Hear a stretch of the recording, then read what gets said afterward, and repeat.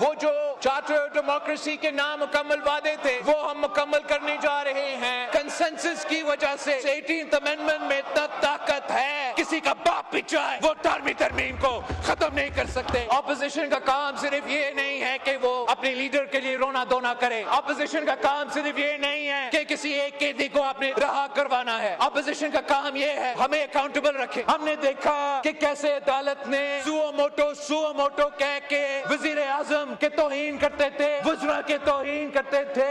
अब इस आईनी तरमीम के बाद कोई सुओ मोटो नहीं होगा। शहबाज शरीफ साहब मेहनत कर रहा है, डिलीवरी भी कर रहा है, लेकिन जब तक सियासतदान अपनी किस्मत अपने हाथ में नहीं लेते, जब तक सियासतदान खुद इस हाउस को और एक दूसरे को वो एहतराम और इज्जत नहीं देंगे, तब तक ना ये हाउस वैसे चलेगा ना ये मुल्क वैसे चलेगा जैसे चलना चाहिए। मैं ऑपोजिशन को बाकायदा दावत देता हूँ, आप अपना एहतजाज करो सो बिस्मिल्लाह, मगर सियासी मैदान ना छोड़े, पार्लियामान का मैदान ना छोड़े। सियासी जमातों के दरमियान जो राब्ता है वो ना सिर्फ शुरू होना चाहिए, उसमें तसलसल चलना चाहिए। अरूज चल रहा है पीपल्स पार्टी का इस वक्त। अरूज है जनाब जरदारी साहब के इस्तेसना की वजह से नहीं, सिर्फ जिस तरह की स्पीच की आज बिलावल साहब ने, उन्होंने बहुत से लोगों को बहुत से मशवरे दिए। उसमें सबसे अपोजिशन को मशवरा दिया, चार्टर ऑफ डेमोक्रेसी का ख्वाब पूरा करने जा रहे हैं वो। उन्होंने कहा 18वीं तरमीम किसी का बाप नहीं चैलेंज कर सकता है इसको, लेकिन इनको ये नहीं पता कि जब किसी का बाप इसको चैलेंज करने पे आएगा तो किसी का बाप जो है उस 18वीं तरमीम को रोक नहीं सकेगा। अभी किसी का बाप जो है वो इंटरेस्टेड नहीं है 18वीं तरमीम के उसके आने में।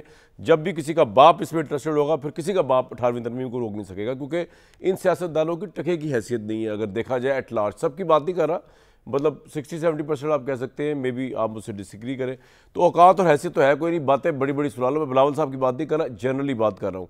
लेकिन उन्होंने एक बड़ी ज़बरदस्त बात की बिलावल साहब ने। उन्होंने ये कहा कि शहबाज शरीफ मेहनत तो कर रहा है, जो उनके अल्फाज में था, लेकिन जब तक सियासतदान अपनी किस्मत अपने हाथ में नहीं लेंगे तो समझ नहीं आया मुझे कि उन्होंने शहबाज साहब को मुखातिब करके ये बात क्यों कही कि जब तक शहबाज साहब या सियासतदान अपनी किस्मत अपने हाथ में नहीं लेंगे। हम तो समझते हैं कि अपनी किस्मत अपने हाथ में लेकर चल रहे हैं और अपने हिसाब से सारे फैसले कर रहे हैं, लेकिन ये ज़रा समझने की कोशिश करेंगे आज के प्रोग्राम में। लेकिन ओवरऑल अब डिबेट जो है वो ख़त्म हो जानी चाहिए 27वीं आईनी तरमीम पर। आज के प्रोग्राम के बाद एक पार्लियामेंट है, जिस तरह की भी है, जैसी भी है, उसने 2/3 मेजॉरिटी के साथ इस तरमीम को पास कर लिया है। अब देखें, दुनिया जहान में पार्लियामेंट के पास इख्तियार होता है, ठीक है, हर जगह पर चेक एंड बैलेंस होते हैं बाहर के ममालिक के अंदर। बाहर कोई ये नहीं कर सकता कि पार्लियामेंट को इस तरह का अपने लिए बिल प्रिविलेजेस ले ले कि अवाम बाहर निकलाते हैं अदरवाइज प्रोटेस्ट करने के लिए। पार्लियामेंट ये नहीं कर सकती वहाँ की कि जी वो अवाम को कॉन्फिडेंस में लिए बगैर कोई ऐसा फैसला कर दे कि यानी कि जिससे आपकी बुनियादी ढांचे ही जो हिल जाए। लेकिन वो होता है तहजीब याफ्ता अक़वाम के अंदर। Pakistan is a growing democracy, जिसमें एवोल्यूशन के साथ डेमोक्रेसी भी आ रही है। तो यहाँ पर 2/3 मेजॉरिटी का मतलब है हाथ में आपके डंडा है, जायज़ डंडा है पार्लियामेंट का, और उसके साथ अगर आप हाँकते रहे, आइन को अपने हिसाब से करते रहे, तो आप लीगली इसमें कुछ गलत नहीं है। लीगली आप 3 कोर्ट्स बना सकते हैं और लीगली आप किसी को भी सुप्रीम कोर्ट का चीफ जस्टिस कह सकते हैं। अब देखें ना, आज एक नया उन्होंने दिया है कि चीफ जस्टिस वो होगा सुप्रीम कोर्ट का जो सीनियर मोस्ट जज होगा between the supreme court of Pakistan and the वफाकी आइनी अदालत के। इस वक्त जैसे कि मिस्टर हिज एक्सेलेंसी जो है वो है या अफरीदी साहब जो है वो इस वक्त अगर हैं चीफ जस्टिस, वो सीनियर है। कल कलाम वो जब रिटायर हो जाएंगे तो अगर वफाकी आइनी अदालत का जो चीफ जस्टिस है वो सीनियर होगा तो वो चीफ जस्टिस पाकिस्तान होगा। तो पार्लियामेंट चाहे सब कुछ कर सकती है। आप पार्लियामेंट की नीयत पे शक करें, आप सवाल कर सकते हैं, आप पार्लियामेंट की जो इख्तियार है उसको आप चैलेंज नहीं कर सकते।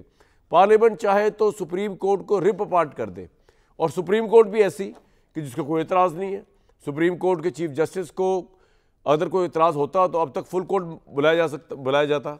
अगर उनको लगता कि आइन और दस्तूर और उसकी धज्जियाँ उड़ा दी गई हैं तो अब तक उसका फुल पैनल बन चुका था। ऐसा कुछ भी नहीं होने जा रहा, कुछ ऐसा नहीं हुआ। तो ये सब कुछ इस तरह हो रहा है जनाब, मामला चल रहे हैं। आज के बाद हम 27वीं आईनी तरमीम को दफन करके आगे चलेंगे, लेकिन आज का शो क्योंकि कौमी असम्बली ने 27वीं आईनी तरमीम 2 तारीख से मंजूर की और इसमें सब शामिल हैं। आज आप अगर नवाज शरीफ साहब को हम दिखा सकें, वो भी खड़े हुए इस वक्त वोटिंग में हिस्सा ले रहे हैं, जिस तरह वो तशरीफ़ लाए, बड़े अरसे बाद पार्लियामेंट में आए।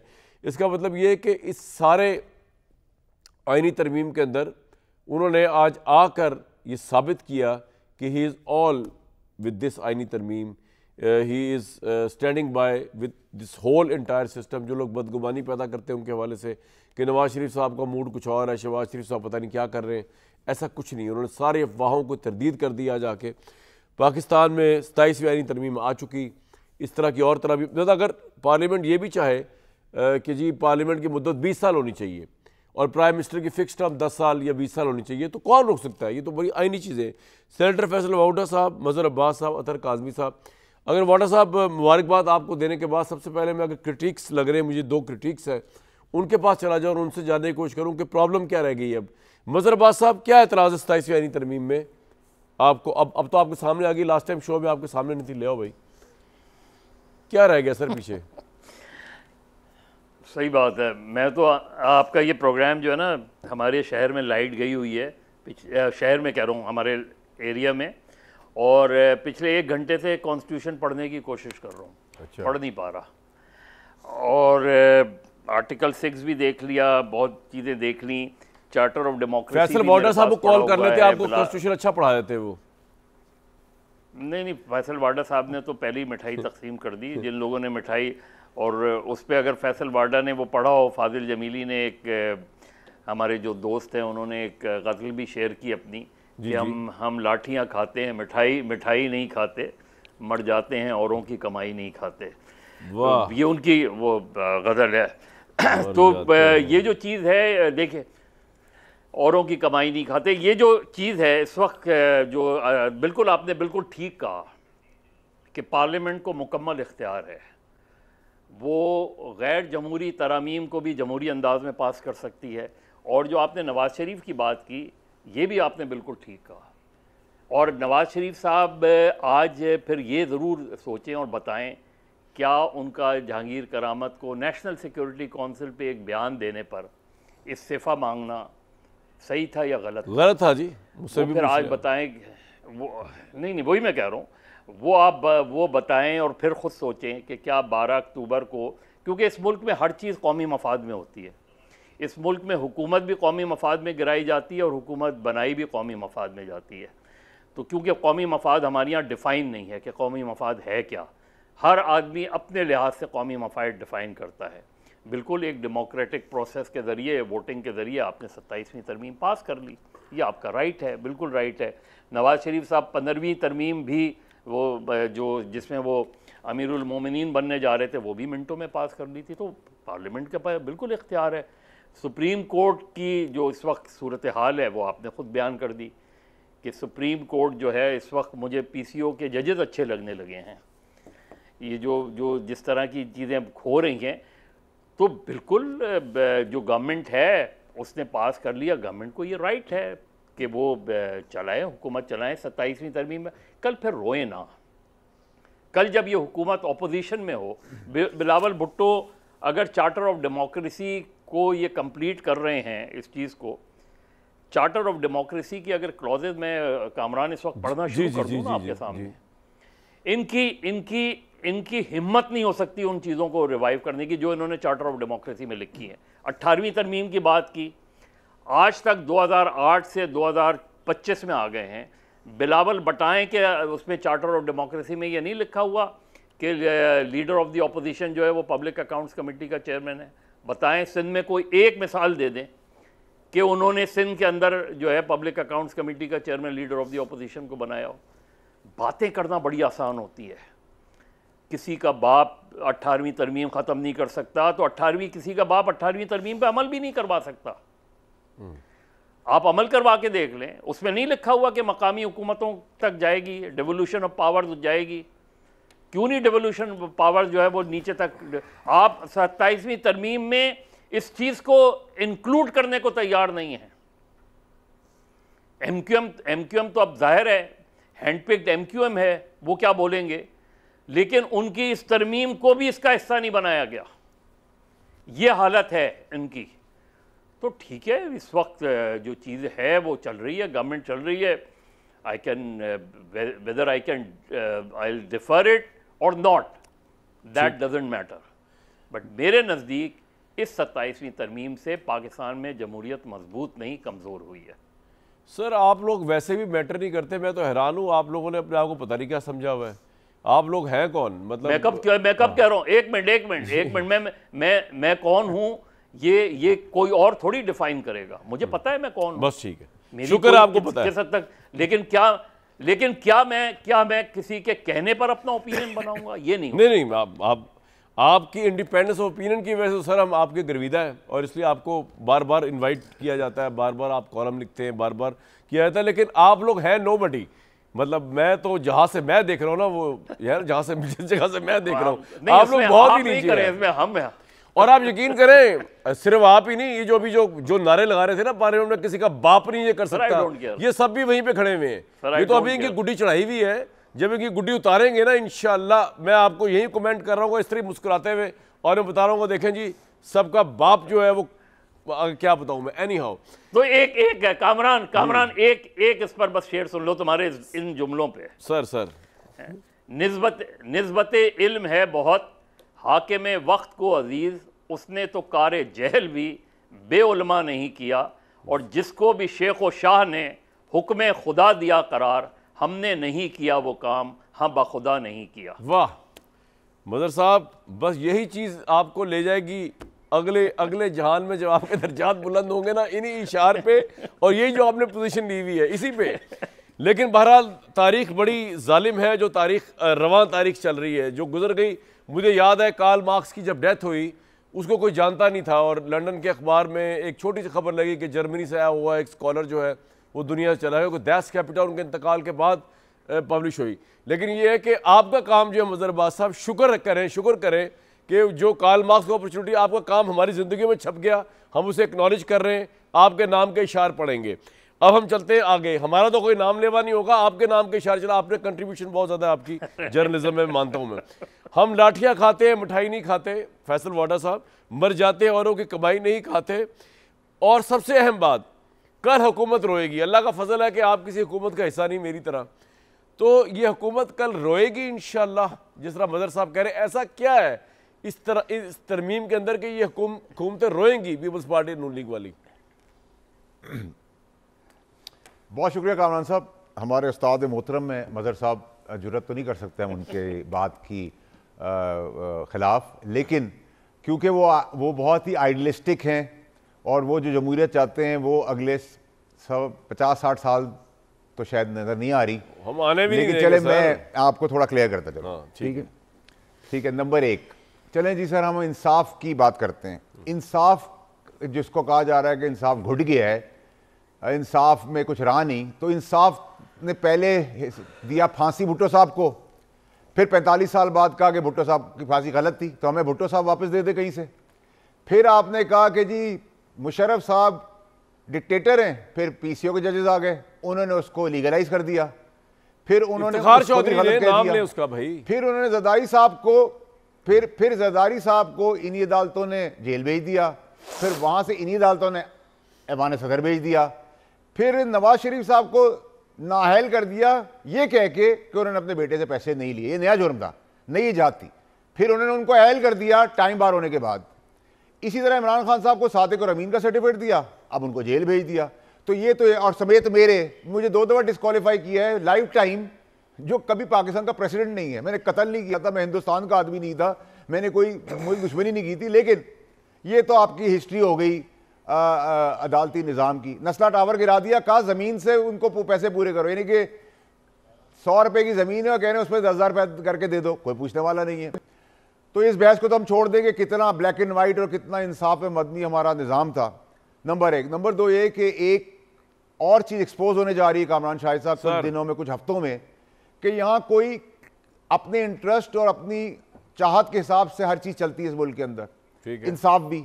अब आप वो हलचल चाय की प्याली में तूफान लाने की कोशिश कर रहे हैं, लेकिन वो मेरे हिसाब से सेफ एग्जिट होगी और कौम के आगे एक्सपोज हो जाएंगे, क्योंकि वो हलचल के अंदर पता चलेगा कि भाई अगर एक किसी को कोई पार्टी पसंद है या किसी का कोई लीडर पसंद है और उसकी चीज़ पूरी नहीं हो रही, तो फिर ये हो गया, हमने ये कर दिया, तो उसको भी देख लेंगे।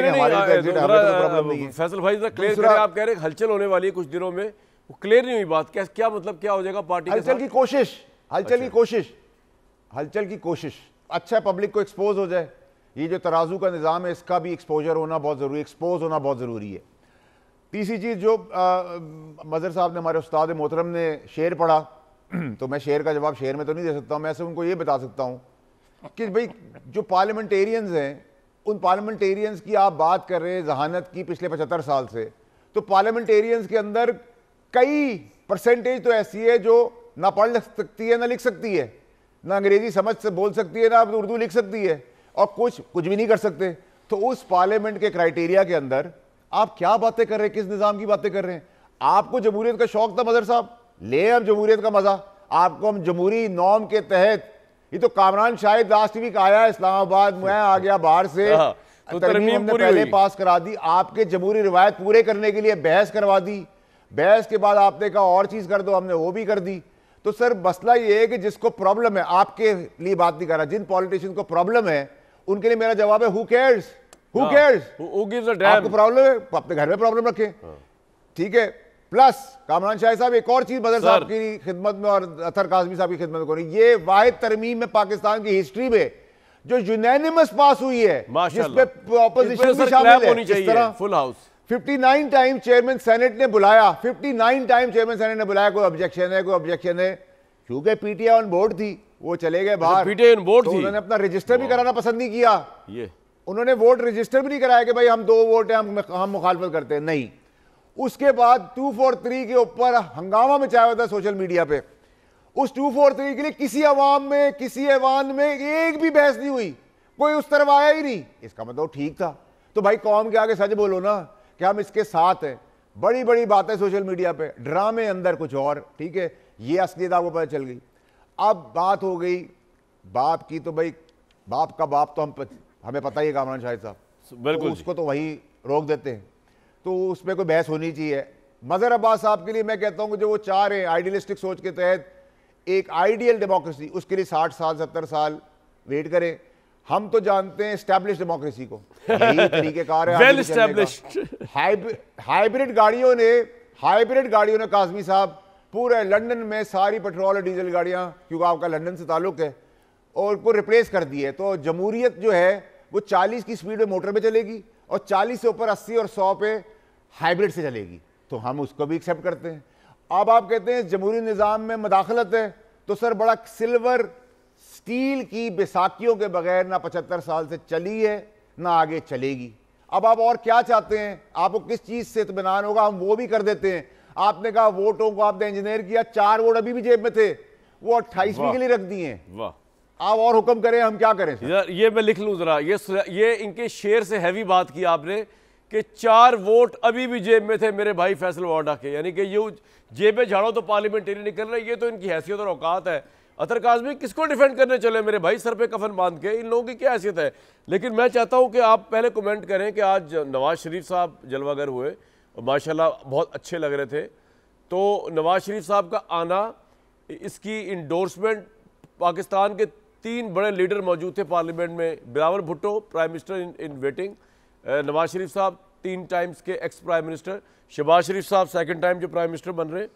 ये जो विजुअल्स आपने देखे, आपको कैसा महसूस हुआ? आज तो जमहूरियत की फतह का दिन है, आप लोग शोक तो नहीं मना रहे कहीं अतर भाई? नहीं कामरान भाई, हमारी क्या मजाल है कि हम कोई शौक मनाएं। पहले जिस तरह आपने इब्तदाइया किया और हमारे आम लोगों के हवाले से गुफ्तगू की, उसमें थोड़ी सी जो गुंजाइश रह गई थी वो मेरे भाई फैसल वाडा ने पूरी कर दी, तो हमें अपनी औकात का पता चल गया, तो किसी किस्म का कोई गिला शिकवा नहीं है। आपकी तो बात ही नहीं की काज़मी साहब, मैंने जमहूरी लोगों की बात की सर, मैं हाथ जोड़ के आपसे माफी मांग लेता हूं। नहीं सर, यही लोग है ना वोटर्स हैं जमहूरी लोगों के पीछे, ये अतर काज़मी करता धरता ही है ना भाई। अतर काज़मी ने बड़े वोट डाले थे। अच्छा, मजा आया जी अतर साहब कंट्री। मैं जी मैं फैसल भाई लाइटर नोट में कह रहा हूँ, आपने भी 27वीं आईनी तरमीम में एक लड्डू जो है वो 14 सहाफ़ियों को खिलवा दिया। सब हमें एक लड्डू तो पूरा मिलना चाहिए, ठीक है कि मैं भिजवा दूंगा। मैं भिजवा दूंगा फैसल भाई की तरफ से जो अच्छा, दूसरी बात यह है कि देखें इस निज़ाम के अंदर बहुत सारी ऐसी चीज़ें जिन पे एतराज़ हो सकता है। फैसल वाडा की बहुत सारी बातें, आपकी बहुत सारी बातें हो सकता है कि हमें नागवार गुजरती हों, लेकिन रियलिटी भी है ना, चीज़ें इस नहज पे पहुंची क्यों हैं, हर किसी ने अपना किरदार अदा किया है। आज बिलावल साहब जो खड़े होकर कह रहे हैं कि किसी का बाप भी ये नहीं कर सकता, लेकिन माजरत के साथ उनके अपने वालिद ने जो किरदार अदा किया है, क्या उससे पाकिस्तान की जमहूरियत मजबूत हुई है? क्या उससे 18वीं तरमीम मजबूत हुई है? अपने लिए इस्तिस्ना ले लिया। अभी भी अदालतों के अंदर उनके करप्शन के केसेस लगे हुए हैं, जिस पे इस वक्त जो है अदालतों ने एक तरह से वो रोका हुआ है, क्योंकि उन्होंने सदारती इस्तिस्ना लिया हुआ था। अब वो ताहियात इस्तिस्ना ले रहे हैं। तो मेरे ख्याल में किसी और के बाप की आपको जो भी कारकर्दगी है उसको छोड़ें, अपनी जमात की कारकर्दगी देखें कि आप लोग कैसे कर रहे हैं। इसी तरह मियाँ साहब को आप देख लें, मियाँ साहब जो है वोट की इज्जत की बात करते रहे, और आज आके उन्होंने कौन सी ऐसी कोई बात की जिससे आम पाकिस्तानी को ये फील हुआ हो कि मियाँ साहब उनके राइट्स की बात कर रहे हैं। इस सारी तरमीम के अंदर भी जो कुछ भी हुआ है, इन्होंने अपने लिए निज़ाम के अंदर आसानियाँ पैदा की हैं और उसी तरीके से ये निज़ाम चलाना चाहते हैं। तो मेरे ख्याल में इसमें सबका किरदार है, लेकिन सबसे बड़ा जो अलमिया है कि ये जो कुछ कर रहे हैं, जिस तरह आपने भी बताया कि ये इसी का शिकार ये भी बनेंगे, और जो आम पाकिस्तानी है उसके लिए इसके अंदर कुछ नहीं है। टू बी ऑनेस्ट, जब एक होप आप ख़त्म कर देते हैं ना, मैं आखिरी बात करूँगा कामरान भाई, सारी बातें बड़ी अच्छी हैं, हम बहुत सारी बातें कर सकते हैं,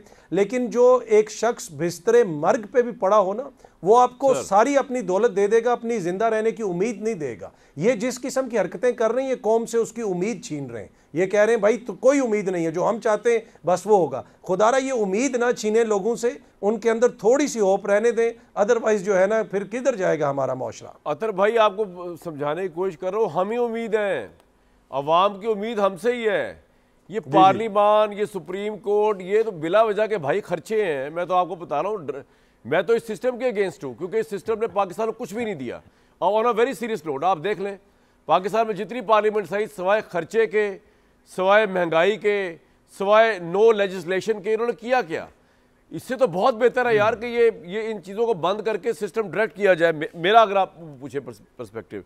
लेकिन मैं आपसे एक और बात पूछना चाहूँगा अतर साहब कि आज जो बिलावल साहब ने कहा कि शहबाज शरीफ साहब बड़ा अच्छा काम कर रहे हैं, लेकिन एक बात मैं उनको बताना चाहता हूँ, जब तक सियासतदान अपनी किस्मत अपने हाथ में ना लें तब तक इज्जत नहीं होगी। इसका मतलब क्या है, कुछ समझ आया आपको? मैं बाकियों से पूछूंगा, लेकिन आपसे पूछना चाहता हूँ क्यों ये कहा है उन्होंने शहबाज साहब को एड्रेस करके, बिलावल साहब? मेरे ख्याल में इसलिए कि शहबाज शरीफ साहब ने इस वक्त अपनी किस्मत जरदारी साहब के हाथ में दी हुई है, तो इसी वजह से बिलावल साहब कह रहे होंगे अपनी हाथ में लें, नहीं तो आपकी किस्मत आगे नहीं चल सकती। मसला ये है कि इनके पास मैंडेट कितना है, सिंध के अंदर कितना मैंडेट है और पंजाब के अंदर कितना मैंडेट है, ओवरऑल मुल्क में कितना मैंडेट है, वो सब के सामने। और इसी वजह से ये इस किस्म के फैसले कर रहे हैं ना। ये कहते हैं कि किसी का बाप कुछ नहीं कर सकता। जो पीपल्स पार्टी के साथ हुआ है वो वाकई किसी का बाप नहीं कर सकता था, वो इन्हीं के वालिद ने किया है। वो चारों सूबों की जमात, वो शहीद बीबी की जमात, वो जुल्फ़कार अली भुट्टो की जमात आज सिंध के चंद अंदरूनी अजला की जमात बन के रह गई है, तो वो किसने किया है? तो मेरे ख्याल में सबसे पहले तो ये अपनी किस्मत अपने हाथ में लें, अपने वोटर्स पोर्टर से कनेक्ट करें, तो शायद इनके लिए बेहतर हो। बाकी इनका सियासी मुस्तकबिल इनको शहबाज शरीफ साहब के साथ ही नजर आ रहा है और ये इसी तरह चलेगा। ठीक है अतर भाई, मैं आपसे डिसएग्री करते हुए मजर साहब से वो सवाल पुट करूंगा जिससे पता चला मैं कितना डिसएग्री कर रहा हूँ आपसे। मजर साहब, मैंने देखा जाके दही सिंध जो है वहाँ पर लोगों के घर टूटे हुए, मैंने कवर किया जाके, स्पेशली गया मैं वहाँ पे, लड़काना चले जाए आप जहाँ चले जाए, लोगों के घर टूटे हुए, वहाँ ना रोटी है, ना कपड़ा, ना मकान है। और लोगों को ये पता है कि बिलावल भुट्टो ने उनको ये नहीं दिया, लोगों को पता है जरदारी साहब ने उनको ये नहीं दिया, लोगों को पता है कि भुट्टो साहब ने और बेनज़ीर साहब ने नहीं दिया, लेकिन फिर भी वो कह रहे वोट जो है वो पीपल्स पार्टी का है। तो मुझे तो नहीं लगता कि जहाँ से ये पार्टी निकली है, क्योंकि पंजाब में तो डायनामिक्स डिफरेंट हो गए ना, यहाँ पे नून लीग मुकाबले पे आ गई, इमरान खान मुकाबले पे आ गया, सिंध की हद तक तो जो उनकी पॉपुलैरिटी है वो इंटैक्ट है। लेकिन क्या आपको लगता है जो अतर साहब कह रहे हैं कि इस तरमीम से कोई जरदारी साहब का बहुत ही विलनिश चेहरा सामने आया होगा, पीपल्स पार्टी का बड़ा नेगेटिव चेहरा सामने आया होगा?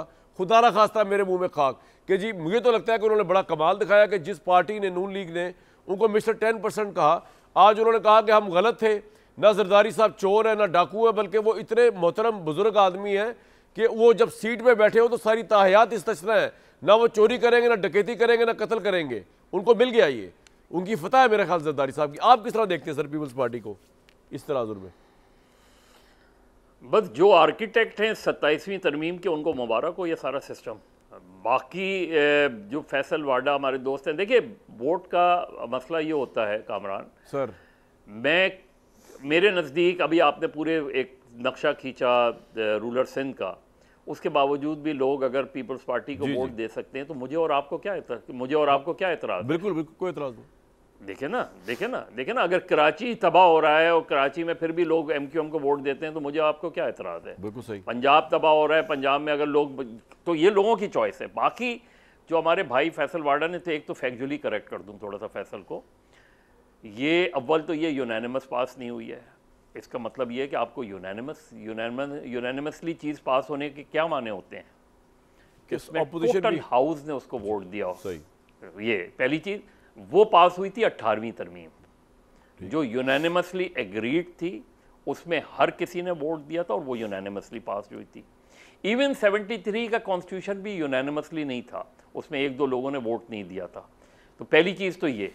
बाकी जो चीज़ें हैं वो बिल्कुल आप इस सिस्टम को उठा के फेंक दें। मैं तो यही कहता हूँ ना कि लोग जो इस सिस्टम के ख़िलाफ़ हैं वो आमरीत की हिमायत में क्यों नहीं बोलते, खुलकर बोले ना, कहें कि माशाल्लाह जमहूरियत से ज़्यादा बेहतर है। मैं आइडियलिस्ट उसकी बात नहीं कर रहा, मैं कभी भी आइडियलिस्ट नहीं रहा, मैं नहीं हूं आइडियलिस्ट। यही तो आपकी प्रॉब्लम है, इसलिए कि आप डेमोक्रेसी को नहीं डिफाइन कर रहे। आप डेमोक्रेसी इस मुल्क में ले आए तो वो वह तो आइडियलिस्ट नहीं है जो दुनिया में डेमोक्रेसी फंक्शन है। आइडियल तो वो चीज़ होती है जो फंक्शनल नहीं होती। दुनिया में डेमोक्रेसी फंक्शनल है, आप क्या नहीं है।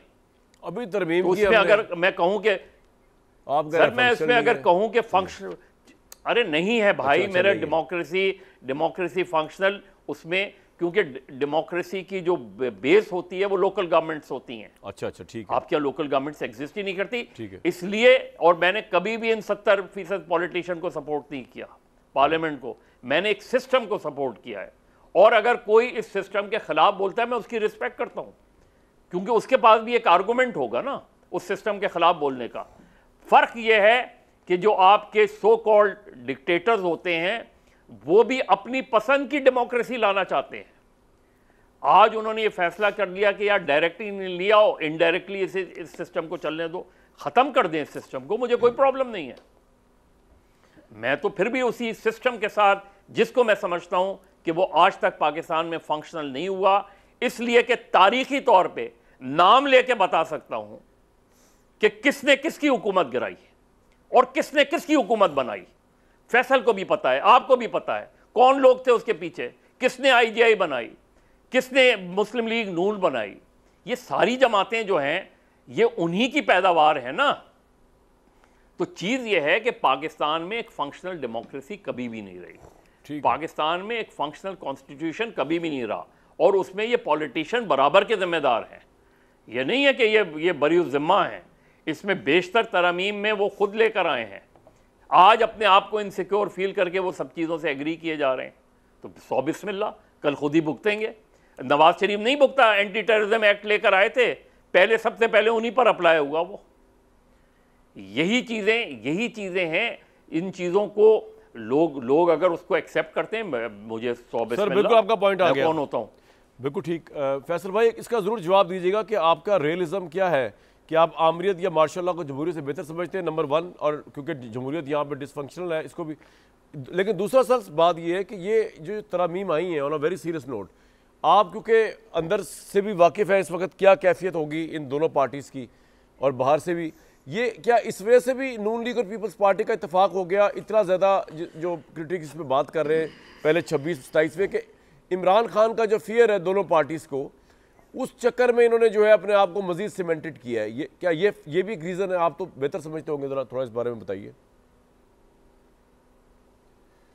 देखिए कामा शाह साहब, सबसे पहले तो ये कि मोहतरम उस्ताद मोहतरम ने कहा कि यूनानिमस पास नहीं हुई। मैंने भी उनकी वजह से इज़्ज़त के लफ्ज़ों में पाकिस्तानी कौम को चेहरा दिखाया अपोजिशन का, कि अगर आप वॉकआउट करते हैं तो इसका मतलब आपकी रजामंदी है, वरना आप रजिस्टर तो कराते हैं ना। अभी जैसे मज़हर साहब रजिस्टर कराते हैं, मैं ये नहीं पसंद करता, मैं ये बात नहीं करता, मैं इस पार्टी को रजिस्टर करा रहे हैं, तो रजिस्टर करा आप कह रहे हैं PTI मिली हुई थी, वॉकआउट अंडरस्टैंडिंग साथ जाकर मिली भी नहीं थी, है मिली हुई, हर बार जमानती है इस गवर्नमेंट की। मैं आपको पिछले 2 साल से ये बात कर रहा हूं, मैं इसको अग्री करता हूं, मानता हूं, मैं अपनी आंखों से देखता हूं। यूनानिमस ही हो गई ना जब आप उठ के चले गए। आप रजिस्टर करा देते, आपका कम वोट थे, नई बात मानते, रजिस्टर तो कराते, आपने रजिस्टर नहीं कराया। फिर जब मदद की जरूरत पड़ी है, जब मदद की जरूरत पड़ी है, PTI का एक बंदा, उसका ज़मीर जागता है, वो टूट के आ जाता है। ये सब अंडरस्टैंडिंग के तहत है। जितनी तरमीम में आएंगी, बंदे कम पड़ गए, PTI के सारे इस तरफ हो जाएंगे, तरमीम नहीं रुकेगी। तो मैं आपको अगर क्लैरिटी से बात करता हूं तो ठीक है, मैं आपको जमहूरी झूठी बातें नहीं करता, मैं जमहूरी झूठी तकरीर नहीं करता, जो असलियत है वो मैं बता रहा हूँ आपको। आपको जमहूरियत ने ना स्कूल दिया, ना कॉलेज दिया, ना सड़कें दी, ना बच्चों को चप्पल दी, ना अस्पताल दिया, ना तालीम दी, ना नौकरी दी, ना पेट भर के खाना दिया, ना बिजली दी, ना गैस दी। क्या दिया आपको जमहूरियत ने? चलें, आप कहते हैं कि इवॉल्व, अब मैंने आप लोगों से सीख लिया, हम जमहूरी लोग इवॉल्व कर रहे हैं, तो 70 साल में इवॉल्व करेंगे। तो करो ना अमरीयत की सपोर्ट। मैं तो कह रहा हूं अमरीयत की सपोर्ट करो। मैं तो कह रहा हूं आप अमरीयत की सपोर्ट करो। सर मैं एस्टैब्लिश डेमोक्रेसी में किसको कह रहा हूं? मैं तो कह रहा हूं, मैं तो मानता हूं सर, मैं तो, मुझे कोई शर्म नहीं है इसके अंदर। कामरान शाहिद साहब और आपके होते हुए सर मैं एक आखिरी बात करूं, आप लोग इतने जमहूरी बात करते, मीडिया को आजाद करने वाला भी आमिर था, मुशर्रफ साहब थे। मीडिया को जो आज आप लोग सेलिब्रेट करते हैं वो मुशर्रफ साहब ने दिए आपको। बिल्कुल आई एग्री विद यू। जो आपको डैम्स दिए वो अयूब खान साहब ने दिए। आपने कौन सा मार्का मारा है? फिर आप कहते हैं बात करो, फिर आप अपनी हदूद से तवाजुद आगे बढ़ के फैसले सुना देते हैं। आपकी डोमेन है या नहीं? आप डोमेन से, आपकी बात नहीं कर रहा मैं, जो निजाम है हमारा जनरल एक बात उसके अंदर भी डोमेन से बाहर जाए करते हैं आप। अगर मैं सेनेटर कराची से हूं तो मेरे लिए कराची में सेशन करा दें, मुझे आपने इस्लामाबाद ट्रांसफर कर दिया, नौकरी भी करनी है, नखरा भी करना है, भाई मेरी जो मर्जी वहां चले जाएगी। आप कामरान शाहिद को कहें लाहौर के बजाय इस्लामाबाद करें तो भाई नौकरी करनी है इस्लामाबाद आ जाएगा, कहेगा वरना खुदाफिज। अब आप एक हलचल मचाने के लिए चाय की प्याली में तूफान आना चाहते हैं तो वो भी पब्लिक को पता चल जाएगा कि आप किस तरफ खड़े हुए थे, आपकी असली समझ आ जाएगी। जब तक आप इंटरेस्ट फ्री नहीं होंगे इस मुल्क के अंदर, आप कुछ नहीं कर सकते। आप, मैं और मदर साहब, कतर काजमी, कामरान, हम किसी के चाय के रवादार नहीं है, इसीलिए जिसके चाय बोल देते हैं, जिसकी चाय बजा देते हैं। हम इसलिए कि रवादार नहीं, हम सारे जिसे रवादार हो जाएंगे उस दिन हम भी मीठी मीठी बातें करेंगे। ये बात सही है। अब मैं आपको एक बात बताऊं, क्या किया अभी तक? देखिए आज सोहेल अफरीदी साहब ने एक अच्छा ऐसा इकदाम किया, सारी पॉलिटिकल पार्टीज को बुलाया, तो मेरी बात ठीक निकली ना, जो मैंने कहा कि 26 को वो चढ़ाई वढ़ाई करने नहीं आ रहे और नहीं करने आ रहे, अच्छी बात है।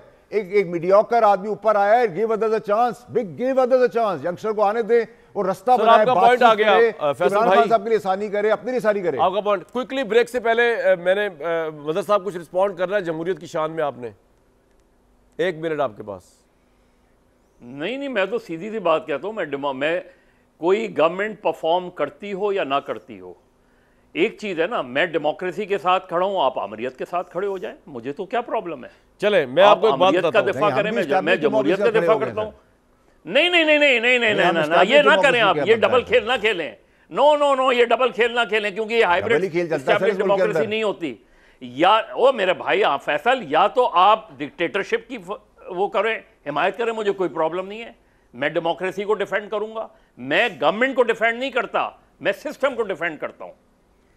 मैं डेमोक्रेसी को, फंक्शनल डेमोक्रेसी को डिफेंड आगे, आप हमारे उस्ताद हैं, हम आपके आगे जुर्रत नहीं कर सकते, लेकिन हम तो हाइब्रिड निजाम के मतलब नहीं, मैं क्यों कह रहा हूं डेमोक्रेसी। सर हाइब्रिड तो मिक्सर हुआ ना सर, हाइब्रिड मिक्सचर हुआ ना फैसल, जैसे बेसिक डेमोक्रेसी है, अयूब खान बेसिक डेमोक्रेसी ले आए, ज़ियाउल हक जो है वो मजलिस शूरा ले आए उसमें। तो मैं तो आपसे सिर्फ ये कह रहा हूं, सर पॉइंट आ गया, या तो पॉइंट आ गया सर। अब ये ब्रेक के लिए काफी देर से कहा जा रहा है, और ब्रेक से वापस आने के बाद अतर साहब के लिए एक बहुत अहम सवाल है कि आजकल बड़े बड़े तजिया निगार, सीनियर तजिया निगार ये बात कर रहे हैं कि इस तरमीम के आने के बाद इमरान खान साहब के आने का रास्ता जो है थोड़ा ब्राइट हो गया है।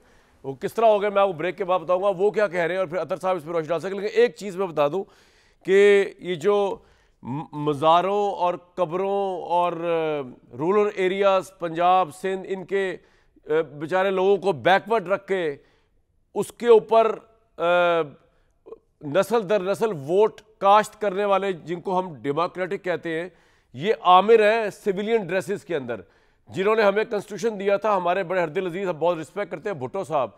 उनकी डेमोक्रेसी का ये आलम था कि उन्होंने आते साथ ही जब कॉन्स्टिट्यूशन बनाया तो पहले 8 से 9 क्लॉजेस जो ह्यूमन राइट्स के थे, फ्रीडम ऑफ एक्सप्रेशन के थे, freedom to assemble, freedom to protest, अल्हम्दुलिल्लाह जब तक वो प्राइम मिनिस्टर रहे भुट्टो साहब, वो सस्पेंडेड रहे। उनके दौर में अपोजिशन के साथ जो हुआ, जिस तरह अखबारों के डेक्लेमेशन कैंसल्स हुए, जिस तरह अपोजिशन के जलसे पलटाए गए, FSF की फोर्स बनाई गई, मुखालफिन को जिस तरह जिन पर हमले किए गए, एक तारीख है। इसी तरह शहबाज शरीफ साहब, इनकी एक तारीख है।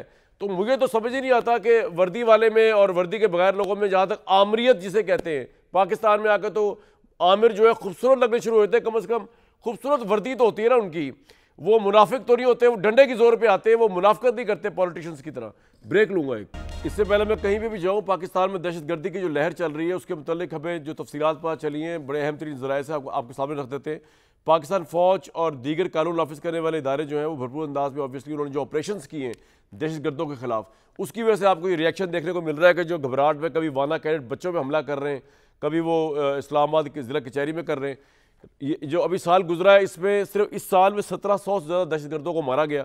सरहद पार भी कई दहशतगर्द मारे गए जिनमें इंतहाई मतलूब कारी अमजद उर्फ मुजाहिम भी गुल बहादुर ग्रुप का शामिल था, उसको मारा गया। पाक फ़ौज ने अपनी स्ट्रेटजी चेंज की है, मॉडर्नाइज़ किया अपने आप को, जदीद हिकमत अमली टेक्नोलॉजी ड्रोन मॉनिटरिंग के ज़रिए दहशतगर्दों को रिस्ट्रिक्ट किया है।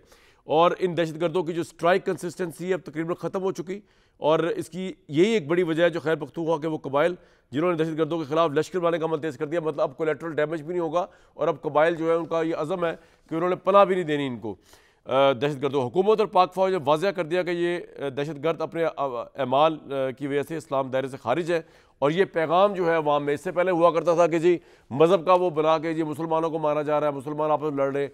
अवाम को एटलीस्ट ये पता चल गया कि जनाब ये ख्वारिज है, ये दहशतगर्द है, इनका दीन से कोई ताल्लुक नहीं। इनकी परवर्टेड आइडियोलॉजी जो है वो अब कुछ मदरसों तक तो महदूद होगी, लेकिन अवाम इस बारे में जान भी चुके हैं और खायफ भी, और अवाम की सपोर्ट नहीं है इनको, तभी इतना बेजार होकर रिएक्शन, इतना घबराहट में रिएक्शन दिया जा रहा है। भारत की तरफ से दहशतगर्दों पर दबाव है, वो नतीजे हासिल नहीं हो सके जो भारत ने इनके जिम्मे लगाए थे। इसी मायूसी में दहशतगर्द अब सॉफ्ट टारगेट यानी बच्चों को, स्कूलों, कॉलेज, मदरसों को निशाना बना रहे हैं। इनमें इतनी हिम्मत नहीं है कि इन वाक़यात की जिम्मेदारी कबूल करें, इनमें ये हिम्मत भी नहीं है कि फेस करें पाकिस्तान की फ़ौज को। अतर साहब, इमरान खान के मुतल्लिक मैं सुन रहा था, नजम सेठी साहब जो है वो फरमा रहे थे कि शायद इन तरमीम के आने के बाद अब ये गवर्नमेंट समझे कि यार इमरान अगर बाहर आ भी जाए या कोई भी समझे तो कोई फ़र्क नहीं पड़ता। आपको लगता है ऐसा होने जा रहा है कुछ?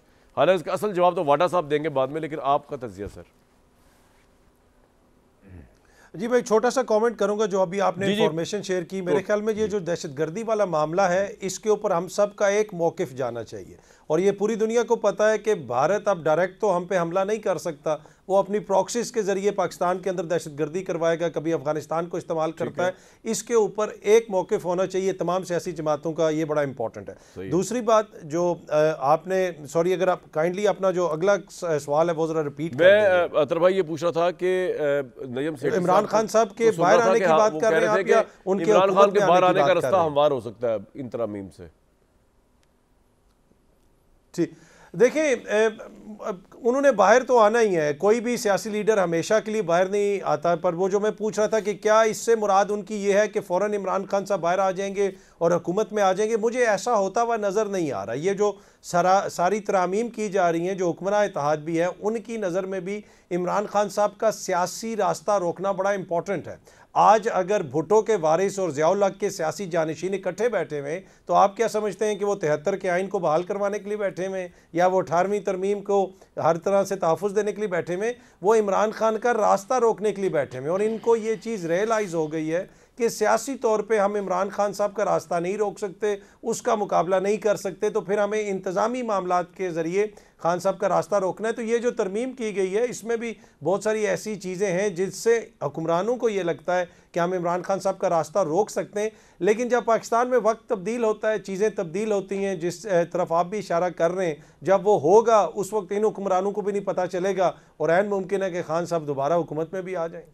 मदर साहब, आपको लगता है कि इन तरमीम से कोई फ़र्क पड़ेगा पोलिटिकली तहरीक इंसाफ के साथ मामलात का या इमरान के साथ मामलात का, या इन तरमीम में कोई इमरान फैक्टर भी है जो लोग कह रहे हैं? Although I don't agree to that, लेकिन जिस तरह लोग कह रहे हैं। हाँ, देखिए कामरान, बज़ाहिर तो ये लग रहा है कि ये जो जिस तरीके से एक तरीके से रुकावटें खड़ी की गई हैं वो बेसिक, यानी बादी नज़र में तो ये लगता है, चाहे जुडिशरी को देख लें, कॉन्स्टिट्यूशनल कोर्ट को देख लें, ये सारी चीज़ें देख लें, कि वो इमरान अगर बाहर आ भी जाए तो इमरान पावर में ना आए, या उनके जो केसेस हैं वो उसके लिए आपने आला अदालतों में जो भी चीज़ें लेकर आएँ, तब्दीलियाँ लेकर आएँ, उससे डायरेक्टली या इनडायरेक्टली अफेक्ट होगा। रिहा होगा? I don't think so. इसलिए कि इमरान की रिहाई का मतलब शहबाज शरीफ की हुकूमत की कमज़ोर करना है, इसलिए कि ज़ाहिर है एक पॉपुलैरिटी है, और जब इमरान बाहर आएगा तो he will be more dangerous, he will be more powerful.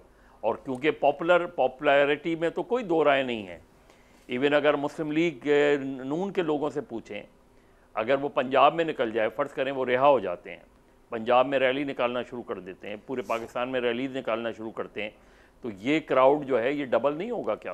आप समझते हैं? तो मुझे नहीं लगता कि उनकी रिहाई का, बाकी जैसे अथर कह रहे थे पाकिस्तान की पॉलिटिक्स में तब्दीली आती रहती है, चीज़ें अब ऊपर, लेकिन जो इस वक्त सिस्टम चल रहा है उस सिस्टम में मुझे कहीं इमरान फिट इन नज़र नहीं आ रहा। ठीक, वो नहीं नज़र आ रहा कि उस सिस्टम में कहीं वो फिट इन करेंगे, सिस्टम उखाड़ने की और उसकी बातें, क्योंकि उनका अलायंस यानी इवन अपोजिशन का अलायंस नहीं बन पा रहा। यानी जमात इस्लामी ने फैसला कर लिया उनकी शूरा ने कि वो किसी अलायंस का हिस्सा नहीं होंगे, JUI अपना खेल खेलती है, और इस वक्त सिवाय जलसे करने के कोई एक तहरीक चलती हुई नज़र नहीं आ रही। तो फॉर द टाइम बीइंग तो मुझे नहीं लगता कि इमरान के लिए कोई रिलीफ है। बिल्कुल ठीक। इस वक्त गवर्नमेंट। फैसल भाई, आप कुछ इस बारे में रोशनी डालेंगे? जो लोग तजिया कर रहे हैं कि तरमीम के बाद अब अगला इमरान खान के साथ जो है वो बातचीत का सिलसिला शायद शुरू हो। वैसे मैं तो नहीं समझता होगा, लेकिन देखिए अभी तो दुनियावी और कानूनी तौर पे कोई चीज़ नज़र नहीं आ रही, लेकिन क्योंकि कोई कत्ल नहीं किया तो फांसी की सज़ा भी नहीं है, तो कहीं ना कहीं तो इस सज़ा ने एंड होना है। मैं अतर साहब की बात से अग्री करता हूँ और साइमल्टेनियसली अग्री करता हूँ मज़र साहब की कि मुझे तो आगे कोई चीज़ नज़र नहीं। हाँ, एक चीज़ ज़रूर नज़र आई है और मुस्बत आई है और अच्छी आई है और अप्रिशिएट करना चाहिए कि सोहेल आफरीदी का जो मौला जट का स्टांस था, जिसके तहत मैं उसको 26 नवंबर पर आते हुए नहीं देख रहा, उसने आज एक अच्छा सेंसिबल इकदाम किया। कुंडी साहब उसमें बैठे हैं मेरे दोस्त, और इन्होंने मिल के कंसेंसस की बात की, डेवलपमेंट की बात की, प्रोग्रेसिव उसकी बात की और ऑपरेशंस को कॉन्फ्रेंस में लेके करने की बात की है। तो यही सब चीज़ें हैं जो पाकिस्तान की बेहतरी के लिए, अगर ऑपरेशन होता है और सूबाई हुकूमत उसके अंदर बैठती है और उनको कॉन्फ्रेंस रहते हैं तो उनका मैंडेट भी, उनकी राय भी, और यही तरीके से बातचीत आगे निकलेगी। अगर मौला जट वाला हुआ तो आपको पता है क्या होना है। आपके ख्याल में फौज इस वक्त, फौज की क़यादत जो है वो, ये टेररिज्म जो वाना में हुआ या जो टेररिज्म इस्लामाबाद में हुआ, जो एक्सपेक्टेड है कि और जगहों पर भी होगा खुदा न खास्ता, फौज की क़यादत कितनी इस वक्त प्लानिंग कर रही है कि अफगानिस्तान के तालिबान रजीम को जो है वो दोबारा मज़ा चखाना है? देखिए कामन शाह साहब, 27वीं अमेंडमेंट के अंदर कोई चीज़ मिली नहीं मिली, लेकिन 650 आदमी जो बच्चे थे हमारे, उनको बड़ी कामयाबी से बचा लिया गया। और यही वो स्पेक्ट्रम था कि हम अपनी डिफेंस लाइन का 600 बंदों का मतलब, 650 बंदों का मतलब 3000 आदमी हुए, उनकी फैमिली में माँ बाप हैं, वो किस कब से गुजरे इसका तो अंदाज़ा हमें नहीं, और जो एक सानिया पहले हो चुका है। तो इसमें भी जिन्होंने शहादतों की कसम खाई हुई थी उन्होंने जाके बचाया है, तो उसको अप्रिशिएट करना चाहिए। वही 27 में पाकिस्तानी कौम को उसकी इम्प्लीमेंटेशन से पहले ही ये काम होते हुए नजर आ गया। वो मैंने और मज़र साहब ने या किसी डेमोक्रेटिक आदमी ने जाके नहीं किया, नंबर एक। नंबर दो है कि इसमें कोई दो राय नहीं होनी चाहिए, 500% वो उसको नीस तो नाबूद कर देंगे, चाहे वो टेरर से रिलेटेड कोई भी मुल्क। कितना परसेंट चांस है अफगानिस्तान के साथ हमारी जंग का? फैसल भाई मैं ये पूछ रहा हूँ आपसे। चांसेस बहुत ज़्यादा ब्राइट होते जा रहे हैं, जिस तरह की कार्रवाइयाँ अफगानिस्तान से एज प्रॉक्सी ऑफ इंडिया हो रही है, और हम पाबंद हैं, लेकिन पाबंदी का मतलब ये नहीं कि हमारे वहाँ अटैक होगा और हम जवाब नहीं देंगे। हम जब जवाब देंगे तो फिर कई मुल्कों के टुकड़े भी कर देंगे। बिल्कुल सही। अतर भाई, आपको क्या नज़र आता है कि ये अफगानिस्तान ने एक तो पहले तो एग्रीमेंट नहीं किया हमारे साथ, ना माना ये बात कि टेररिज्म की सरजमीन से हो रहा है, उसके बाद फिर वो फिर भी बाज नहीं आए, उनकी दीदा दिलेरी ढिटाई देखें कि उन्होंने यहाँ फिर हमला कर दिया, और वो तो हमने खैर अफवाज बहुत खूबसूरती से लड़ी, बड़ी शुजात से लड़ी और बच्चों को छुड़वाया, और बच्चे भी आप देख रहे हैं कि कितना ड्रामेटिक वे में सारा वो हुआ सारा। लेकिन आपको क्या लग रहा है कि एक पॉलिटिकल स्टेबिलिटी नज़र आ रही है आपको पाकिस्तान में इन तरमीम के बाद, जिसके बाद अफवाज भी फोकस है अब अफगानिस्तान और इंडिया को लेकर, या आपको लगता है कि पॉलिटिकल स्टेबिलिटी मजीद चाहिए अभी? देखिए वो मैटर नहीं करता पॉलिटिकल स्टेबिलिटी जैसी भी। आपने देखा जब भारत ने हमला किया 7 गुना हमसे बड़ा दुश्मन है, उसके साथ जो हुआ वो पूरी दुनिया ने देखा। तो जो पाकिस्तान का दिफा है वो माशाल्लाह मजबूत है, उसमें किसी को कोई शक नहीं होना चाहिए। और अफगानिस्तान के साथ तो कोई मुकाबला ही नहीं, ना उनकी कोई रेगुलर फौज है ना कुछ है, लेकिन हमें बेहतर तरीके से मामलात को हल करने की ज़रूरत है। वो इंडिया जो तालिबान के हवाले से क्या रवैया रखता था, आजकल वो बड़ा उनके साथ कोजी अप हो रहा है, उनको अपने यहाँ बुला रहा है। तो तालिबान को भी सोचने की ज़रूरत है, अफगान हुकूमत को। वो आपको एज ए प्रॉक्सी इस्तेमाल करना चाहते हैं क्योंकि वो बराह रास्त पाकिस्तान से लड़ नहीं सकते। तो दिफाई एतबार से तो मुझे कोई चैलेंज नज़र नहीं आता। हाँ, सफारती सतह के ऊपर हमें चीज़ों को बेहतर तरीके से देखना पड़ेगा, और जो सियासी डायलॉग है अफगान हुकूमत के साथ वो हमारी हुकूमत को करना चाहिए ताकि बातचीत के ज़रिए मामले को हल किया जाए। बिल्कुल सही। एक ब्रेक लेके मैं जानने की कोशिश करूँगा कि इस वक्त श्रीलंकन टीम भी इधर आई हुई है, और उनके बोर्ड जो है वो, मैं तो पढ़ रहा हूँ कि बोर्ड ने खिलाड़ियों को दौरा पाकिस्तान मुकम्मल करने की हिदायत की। ये मामला क्या हुआ है, ज़रा इस पर बात करते हैं एक ब्रेक के बाद। एक बड़ी अहम डेवलपमेंट हुई है कि श्रीलंका की टीम के कुछ खिलाड़ियों ने जो है वो जो टेररिस्ट ब्लास्ट हुआ इस्लामाबाद में, उसके बाद ये कहा है कि हम दौरा मुकम्मल नहीं करना चाहते हैं, वापस जाना चाहते हैं। यहाँ ट्राई सीरीज़ भी है जिम्बाब्वे, पाकिस्तान और श्रीलंका की। श्रीलंका के बोर्ड ने ये कहा है कि अगर उन्होंने दौरा मुकम्मल किया 2 साल की पाबंदी लगेगी। लेकिन टेररिज्म जो हिंदुस्तान से आता है, ऑब्वियसली पहले भी श्रीलंकन के ऊपर जब फायरिंग हुई हमें पता है, फिर कितने साल बाद इंटरनेशनल क्रिकेट वापस आई, वो भी इंडियन स्पॉन्सर्ड था। तो अगर ये दौरा कंप्लीट नहीं होता तो ये टेररिस्ट की बहुत बड़ी कामयाबी होगी। लेकिन इस वक्त हम उम्मीद कर रहे हैं, मोहसिन नकवी साहब भी लगे हुए हैं, जब आपसे बात कर रहा हूँ अभी थोड़ी देर पहले खबर आई है, हम उम्मीद कर रहे हैं कि श्रीलंका के खिलाड़ियों को कॉन्फिडेंस बहाल होगा और ये सीरीज़ बहुत ज़रूरी है पाकिस्तान की इंटरनेशनल क्रिकेट के हवाले से, इसका कंप्लीट होना और इसका चलना। उम्मीद दीजिए कल तक इजाज़त।